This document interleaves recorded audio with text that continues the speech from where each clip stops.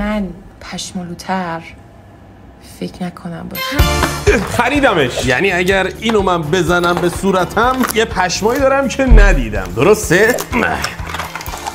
واو، توش تیغم داره ولی یه شیورم برام فرستاده. خیلی مردونه نیست ولی کار میکنه. اول از همه باید اسپری کنم به صورتم.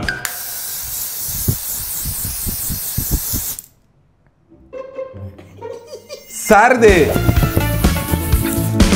کجا هم مو داره؟ یه جاهایی مو داره که اصلا نمیدونستم اینجاها هم هست. دماغت چرا مو داره؟ ترسناکم.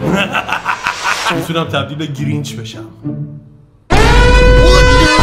از ریشام که خبر داشتم. با این لازم نیست ریشامو بزنم ولی گونه هام یه موهای ریزی داره که فقط با این اسپری سفیده میتونم ببینم. چقدر مو داشتم. موهای رو دماغم هم باید بذارم. اصلا نمیدونستم وسط ابروام هم انقدر مو داره. برای پسرا تا همینجا کفایت میکنه ولی شما دفعه بعدی که خواستید برید دیت، همون دیت اول به دختره بگید چشاتو ببند، بعد